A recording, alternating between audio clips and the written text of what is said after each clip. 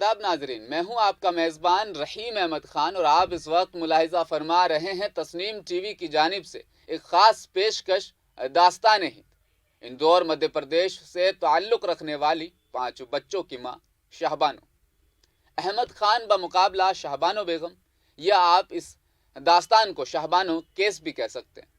जैसा कि कई वक्त से ये केस हिंदुस्तान भर में मशहूर रहा, ये मुकदमा हिंदुस्तान अदलिया तारीख़ में देखभाल के सबसे मुतनाज़ा मुकदमात में से एक है।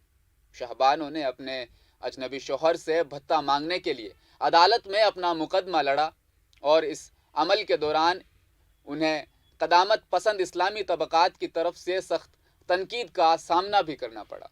ताहम वो अपने दावों पर कायम रही और आखिरकार वो मुकदमा जीत गई, जिसने मुस्तकबिल में भी इस तरह के मुकदमात की बुनियाद रखी। आज दास्तान हिंद की इस किस्त में शहबानो केस की दास्तान आपके सामने रखने जा रहा हूँ।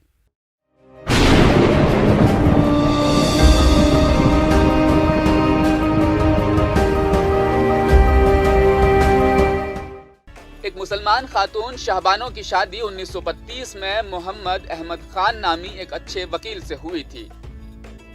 उनकी शादी के नतीजे में 5 बच्चे भी पैदा हुए। शादी के 14 साल बाद खान ने दूसरी शादी की और कुछ अरसा अपनी दोनों बीवियों के साथ रहने लगे।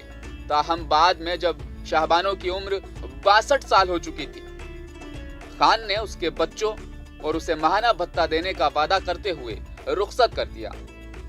ताहम 1978 में खान ने उसे 200 रुपए माहाना भत्ता देना भी बंद कर दिया, जैसा कि उनसे वादा किया गया था। शहबानो ये मामला अदालत में लेकर पहुंची और अपने साबिक शौहर के खिलाफ ज़ाब्ता फौजदारी की दफा 125 के तहत मुकदमा दर्ज कराया। शहबानो ने अपने शौहर से अपने और अपने शौहर के लिए माहाना 500 रुपए का मुतालबा किया। नवंबर 1978 को खान ने इस्लामी कानून के तहत शहबानो को तलाक दे दी और अदालत में दावा किया कि अब वो उसकी जिम्मेदारी नहीं रही, वो सिर्फ वही रकम अदा करेगा जिसका उससे शादी के आगाज में वादा किया गया था, यानी महज हक महर अदा करेगा।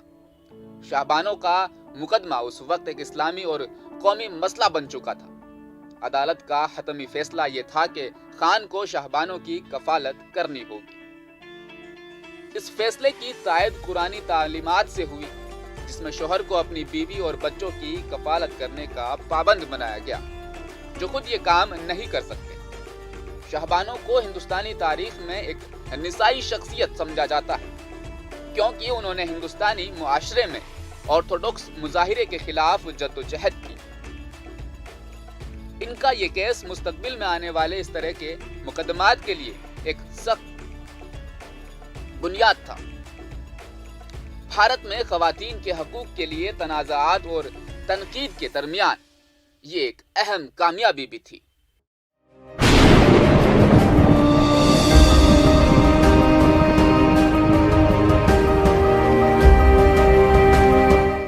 अदालत के फैसले की जबरदस्त मुखालफत हुई, जो शहबानो के हक में आया। बिलाखिर राजीव गांधी हुकूमत ने मुस्लिम मजहबी रहनुमाओं के दबाव में आकर कहीं न कहीं मुस्लिम खवातीन एक्ट 1986 मंजूर किया। इस एक्ट के जरिए अदालत का फैसला जो शहबानो के हक में आया था, उसे भी पलट दिया गया। अदालत के फैसले की जबरदस्त मुखालफत हुई, जो शहबानो के हक में आया। बिलाखिर राजीव गांधी हुकूमत ने मुस्लिम मजहबी रहनुमाओं के दबाव में आकर मुस्लिम खवातीन एक्ट मंजूर किया। इस एक्ट के तहत अदालत का फैसला जो शहबानो के हक में आया था, उसे भी पलट दिया गया। इस पूरे वाकया का एक बड़ा दिलचस्प पहलू भी है। उस वक्त जब राजीव गांधी की हुकूमत ने एक कानून बनाकर अदालत के फैसले को पलट दिया था, तो उस वक्त के वजीर मुमलिकत बराए दाखिला आरिफ मोहम्मद खान ने अपनी ही हुकूमत के इस फैसले पर एहतजाज करते हुए इस्तीफा भी दे दिया। मजीद तफसीलात के साथ जानते हैं आखिर उसके बाद शहबानो के साथ क्या हुआ।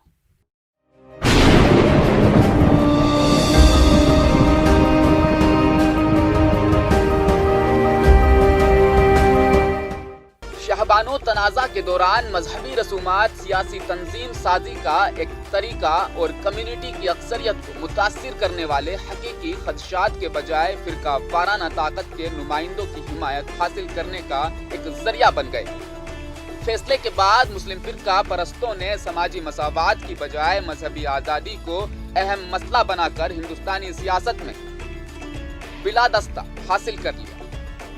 ہندوستانی حکومت نے مسلم خواتین کے بل کی حمایت سے مسلم خواتین کے ساتھ امتیازی سلوک کرنے والے پرنسپل کو جاری رکھنے کے ذریعے سیکولرزم اور مذہبی فرقہ واریت کے درمیان درینہ تناؤ سے اس دور کو گزارا۔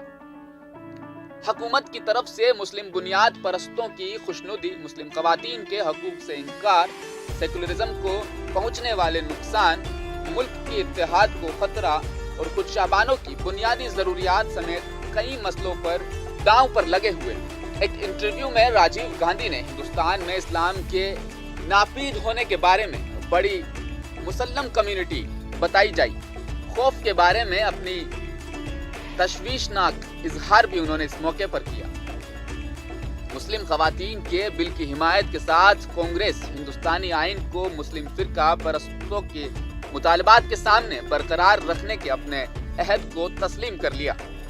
راجیو گاندھی کو اس وقت تشویش لاحق ہوئی جب جنتا پارٹی کے سید شہاب الدین، جو کہ شہبانوں کے فیصلے کے خلاف تحریک کے ایک واضح رکن بن چکے تھے، مدتی انتخابات میں کانگریس 1986 امیدوار مولانا اسرار القاسمی کو شکست بھی دے دی۔ وزیر اعظم گاندھی نے مسلم خواتین کے بل کے ساتھ مسلم فرقہ پرستوں اور ان کے مطالبات کی حمایت کی، جو ایک ذاتی مفاد بن گیا تھا۔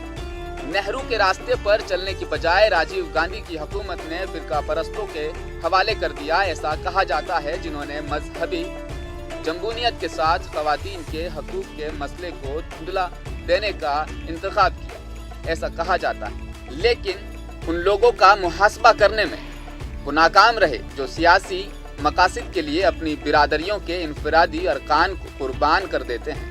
سیاسی فتح کے موقع کو محسوس نے مذہب کو سیاسی متحرک AIMPLB کرنے کی ایک گاڑی کے طور پر استعمال کیا۔ علماء اور مسلم قیادت کو مسلم عوام کے حقیقی اور سلگتے ہوئے مسائل سے کوئی دلچسپی نہیں تھی، بلکہ اسلام اور شریعت الہی کو خطرے میں ڈال کر جذباتی مسائل پر ان سے اپیل کی جاتی تھی اور اس طرح نوٹس لیا جاتا تھا۔ انہوں نے ووٹ بینک کے طور پر 61 مسلم بنیاد پرستوں جیسے AIMPLB اور جنتا نے مسلم کمیونٹی کی اکثریت سے دوچار ہونے والے حقیقی مسائل کو توجہ ہٹانے کے طور پر خوف کو جنم دیا۔ ناظرین، آج کی اس داستان ہند کی قسط میں ہم نے آپ کو شہبانو کیس کے متعلق تفصیلاتی معلومات فراہم کروائی ہے۔ کل پھر ملاقات ہوگی۔ آپ دیکھتے رہیے تسنیم ٹی وی۔ اپنا خیال رکھیے گا۔ مجھے دیجیے اجازت۔ اللہ حافظ۔